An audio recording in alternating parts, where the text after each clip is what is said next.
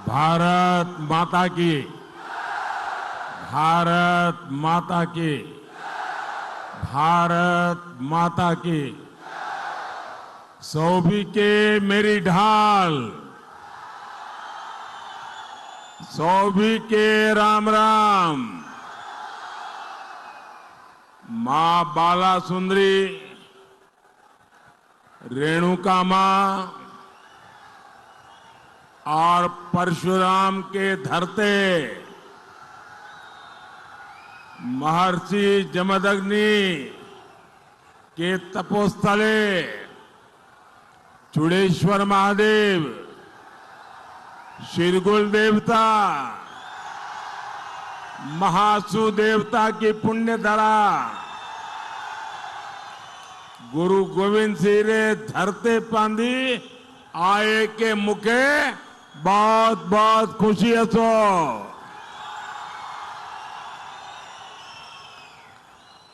मेरे साथ बोलिए भारत माता की। आप ये तस्वीर नीचे रखिए, पीछे लोग परेशान हो रहे हैं। भारत माता की, भारत माता की। ऐसा लग रहा है कि अपने घर आया हूं।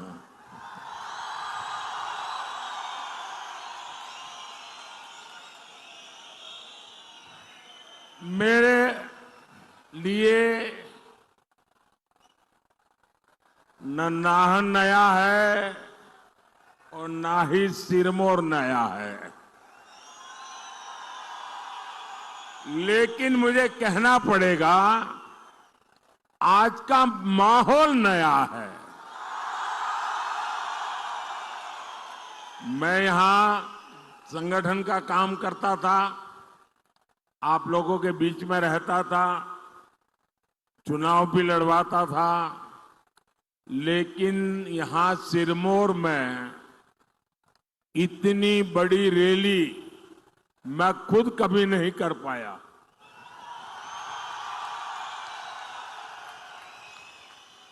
पार्टी की मीटिंगें लेता था, सबको समझाता था। मुझे लगता है शायद यहां के इतिहास की ये सबसे बड़ी रैली होगी। और मैं हेलीपैड से यहां आ रहा था, पूरे रास्ते भर शायद इससे दोगुना लोग रोड पर खड़े हैं।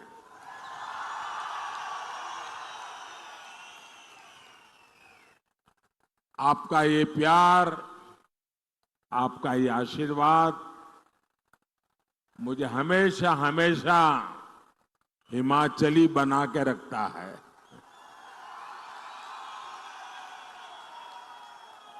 और जब सिरमौर आए तो हमारे स्वर्गीय श्यामा शर्मा जी, उनके घर में हमारी बैठकें हुआ करती थी। हमारे चंद्रमोहन ठाकुर जी, बलदेव भंडारी जी, हमारे जगत सिंह नेगी जी, ढेर सारे कार्यकर्ताओं की याद, अनेक अच्छे अनुभव मेरे लिए एक प्रकार से यादों की अमानत है। और सभी के घरों से असकली, पटांदे,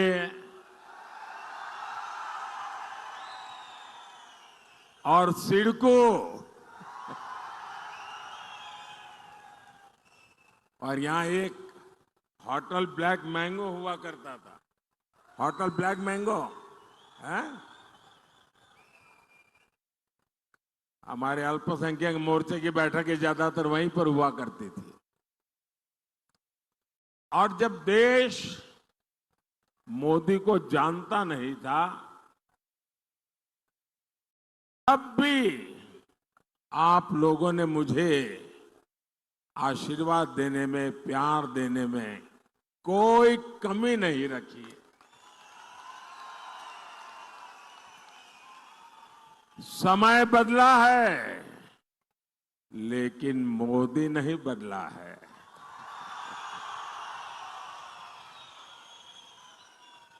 मोदी का हिमाचल से रिश्ता वही पुराना रिश्ता है।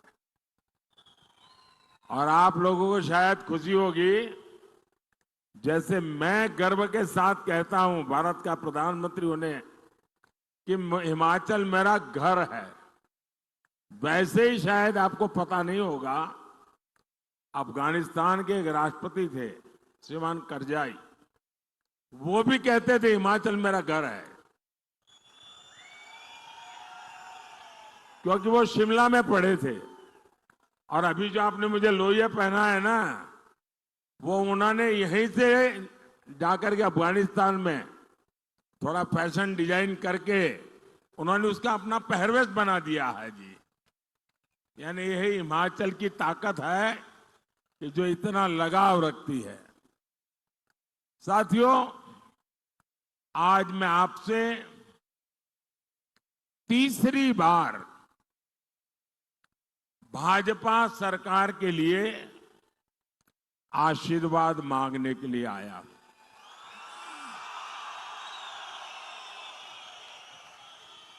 और मुझे आशीर्वाद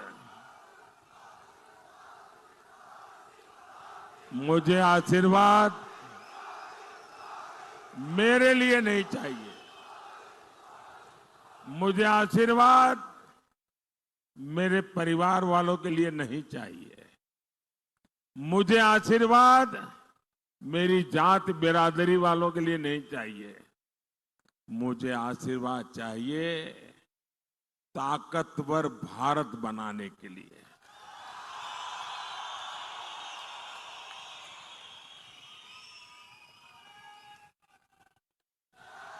मुझे आशीर्वाद चाहिए विकसित भारत बनाने के लिए।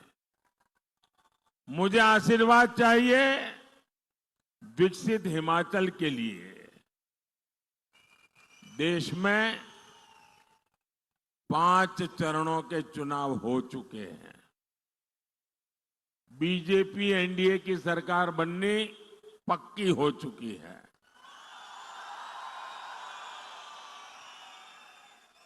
और अब हिमाचल 4-0 से हैट्रिक लगाएगा। और हम तो देवभूमि के लोग हैं, हमारी एक भी चीज कभी बेकार नहीं जाने देते। तो कोई हिमाचली अपना वोट बेकार जाने देगा क्या? अपना वोट बेकार जाने देगा क्या? वो उसी का वोट देगा ना जिसकी सरकार बनेगी, और जिसको वोट देगा उसकी ही सरकार बनेगी। ये हिमाचल में पक्का है।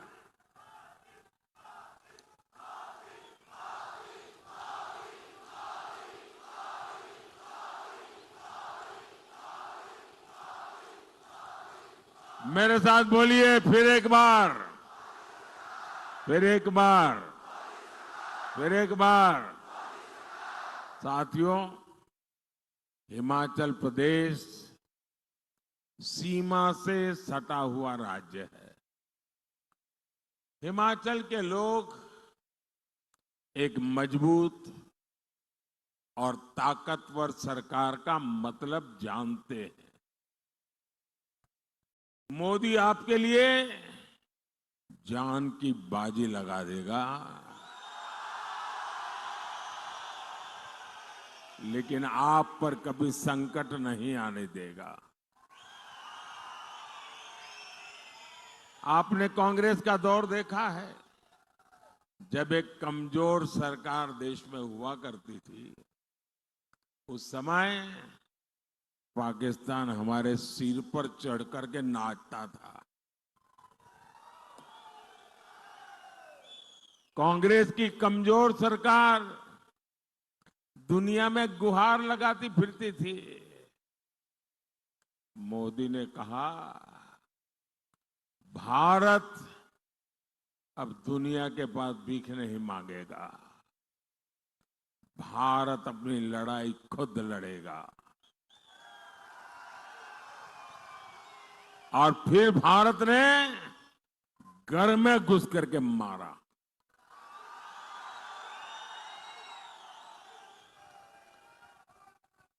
आज देखिए पाकिस्तान की क्या हालत हो गई है। साथियों, हिमाचल के ऊंचे पहाड़ों ने मुझे अपना हौसला बुलंद रखना सिखाया है और हिमाचल की बर्फीली पहाड़ियों ने मुझे ठंडे दिमाग से काम करना भी सिखाया है। पहाड़ों ने मुझे अपना सिर गर्व से ऊंचा रखना सिखाया है और मैं मां भारती का अपमान नहीं सह सकता। लेकिन कांग्रेस मां भारती के अपमान से भी बाज नहीं आती। कांग्रेस को भारत माता की जय कहने से ही दिक्कत है। कांग्रेस को वंदे मातरम कहने से दिक्कत है। ऐसी कांग्रेस कभी हिमाचल का भला नहीं कर सकती।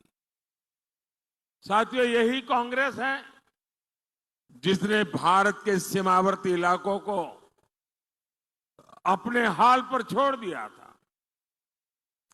जब बॉर्डर स्टेट में सड़क बनाने की बात आती थी तो कांग्रेस के हाथ पांव फूल जाते थे।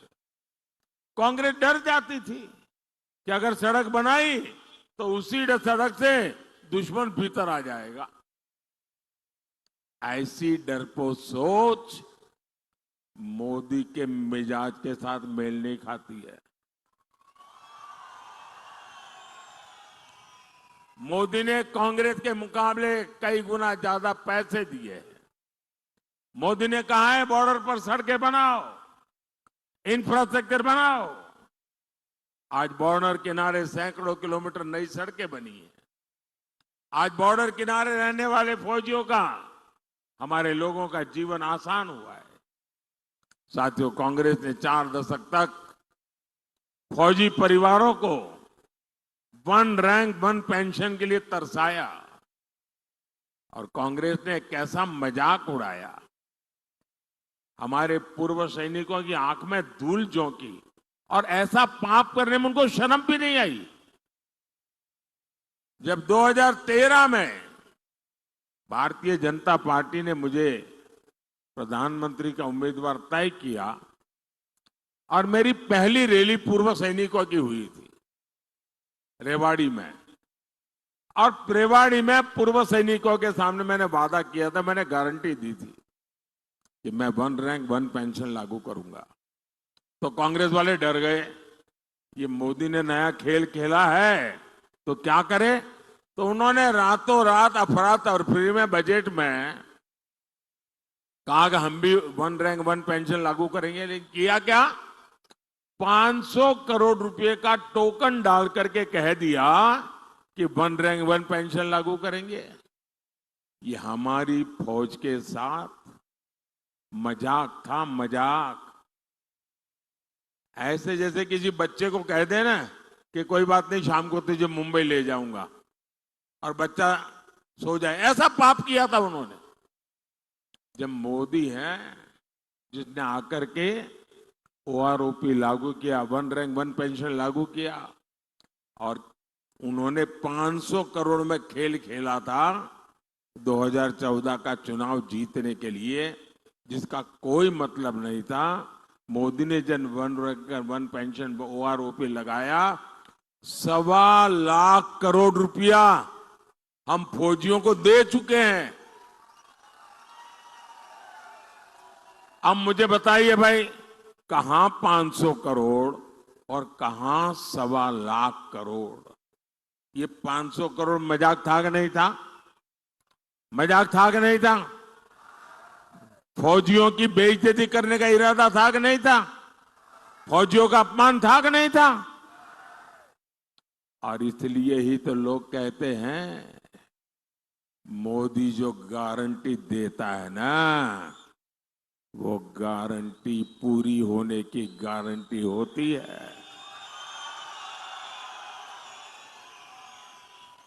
भाइयों और बहनों, एक तरफ मोदी की गारंटी है, दूसरी तरफ कांग्रेस का बर्बादी का मॉडल। कांग्रेस सत्ता पाने के लिए कांग्रेस ने हिमाचल के लोगों से खूब झूठ बोला। कहा पहली कैबिनेट में ये होगा, वो होगा, पता नहीं क्या क्या बता दिया। और मेरे हिमाचल के लोग तो बड़े भले, बड़े प्यारे लोग हैं। उनको लगा हो सकता है ये ईमानदारी से बोलते होंगे।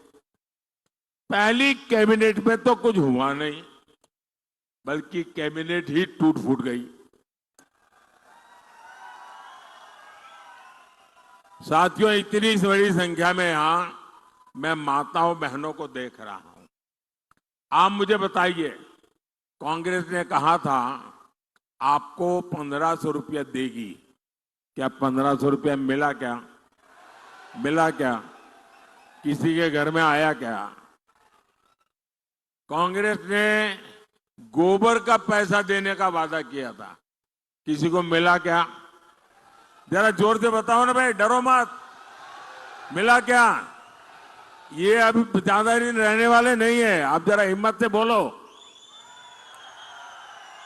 मैं नौजवानों से पूछता हूं, पहली कैबिनेट में 1 लाख नौकरियां मिलनी थी, ये वादा किया था, मिल गई क्या? अरे पूरी ताकत से बताओ ना, जरा इनके दिल्ली के आकाओं को पता चले कि कैसा झूठ का खेल आपने इस पवित्र भूमि के पवित्र लोगों के साथ किया है। अरे नौकरी छोड़ो, ये तालाबाज कांग्रेस है, तालाबाज। ये तालाबाज कांग्रेस सरकार ने नौकरी की परीक्षा कराने वाले आयोग को ही ताला लगा दिया।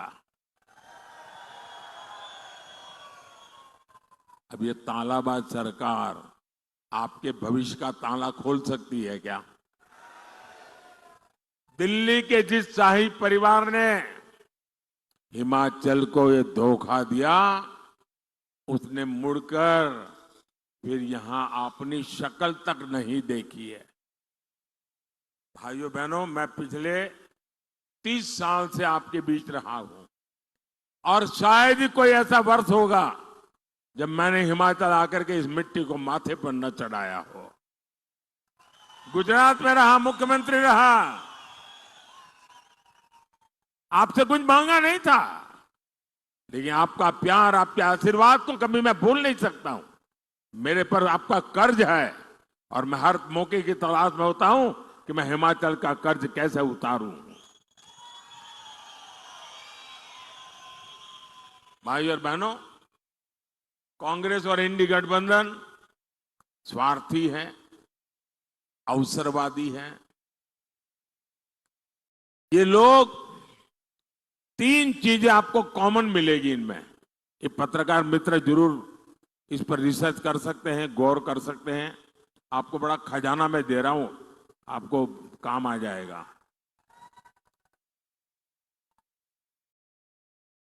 ये कांग्रेस वाले, उनके साथी, 3 चीज आपको कॉमन मिलेगी। एक, ये गौर सांप्रदायिक है। दूसरा, गौर जातिवादी है। और तीसरा, गौर परिवारवादी है। आपको ये 3 चीजें हर एक में कॉमन मिलेगी जी। ये मीडिया वाले दिमाग खपाएंगे तो बहुत खजाना खोल करके ले आएंगे। 60 सालों तक कांग्रेस ने सोचा ही नहीं कि सामान्य वर्ग में भी गरीब होते हैं। क्या ब्राह्मण का बेटे परिवारों में गरीब कोई होता नहीं है क्या? क्या बनिए के परिवार में कोई गरीब होता नहीं क्या? उच्च वर्ण के लोगों के समाज में गरीब लोग होते हैं कि नहीं होते? उनकी परवाह ही नहीं थी, चिंता ही नहीं थी। उनको भी आरक्षण की जरूरत है। कांग्रेस ने हमारे इन समाज को कभी सोचा नहीं। मोदी ने आकर के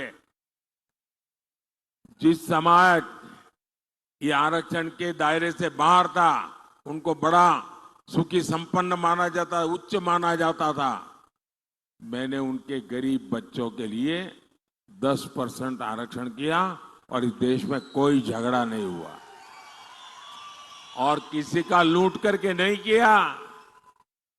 और आज इसके कारण हमारे समाज के लोगों को अलग अलग स्थान पर अवसर मिल रहा है।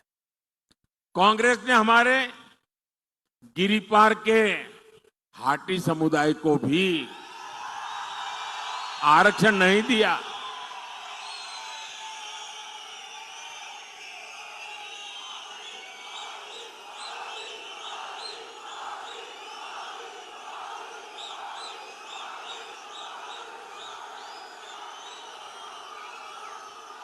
ये होता है प्यार। जब नेक दिली से काम होता है, जब न्यायिक काम होता है, तो मन उत्साह से भर जाता है, वो दिखता है जी।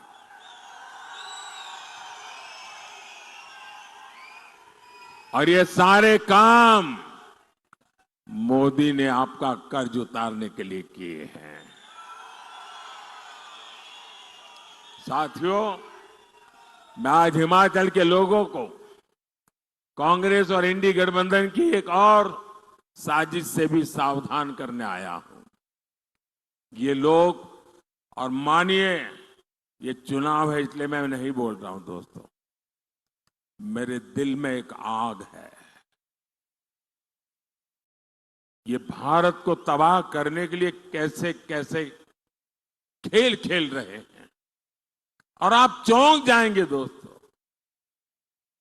हमारी संविधान सभा ने, बाबा साहब आंबेडकर ने, जो हमारे एससी, एसटी, ओबीसी समुदाय है, जिनको आरक्षण दिया, ये कांग्रेस वाले और उनके साथी वो सारे आरक्षण आपके खत्म करके अपनी वोट बैंक, जो वोट जिहाद की बातें करते हैं, उन मुसलमानों को दे देना चाहते हैं।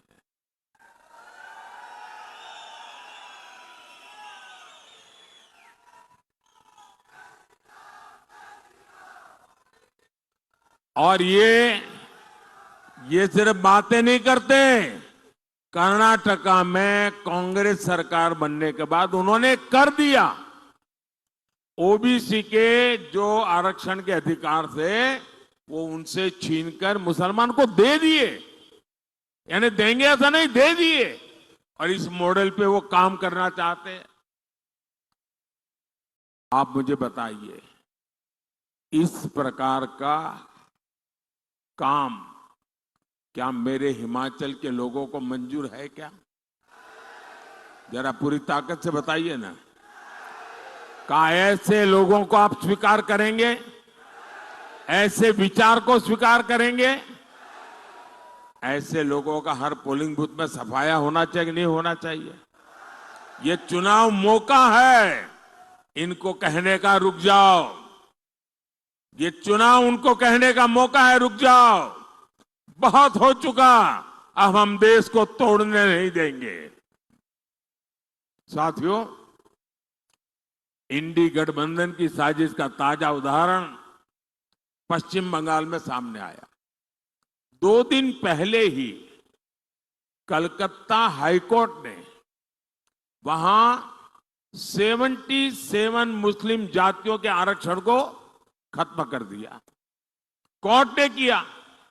आप लोग कल्पना कर सकते हैं, मुसलमान की 77 जातियों को इंडी गठबंधन वालों ने रातों रात ओबीसी बना दिया था, और ओबीसी का जो हक था वो उनको दे दिया था। अदालत ने उसको गंभीरता से लिया। इन 77 मुस्लिम जातियों को नौकरी में, पढ़ाई में, हर जगह मलाई मिल रही थी। ऐसा करके इंडी गठबंधन ने ओबीसी के हक पर डाका डाल दिया। ऐसा करके इन लोगों ने संविधान की धज्जियां उड़ा दी, संविधान की पीठ पे छुरा भोंका है। अब कोलकाता हाईकोर्ट के फैसले के बाद ये इंडी गठबंधन वाले बौखलाए हुए हैं। बंगाल की मुख्यमंत्री तो सीधे सीधे कोर्ट के आदेश को मानने से भी इनकार कर रही है। इनके लिए संविधान कोई मायने नहीं रखता, इनके लिए अदालतें कोई मायने नहीं रखती। इनका सबसे सगार कोई है तो इनका वोट बैंक है। साथियों, अपने वोट बैंक को खुश करने के लिए ही कांग्रेस राम मंदिर का भी विरोध कर रही है। कांग्रेस भाजपा वालों का मजाक उड़ाती थी, कहती थी मंदिर वहीं बनाएंगे, तारीख नहीं बताएंगे। हमें रोज चुभने वाली बातें करते थे। हमने तारीख भी बताई।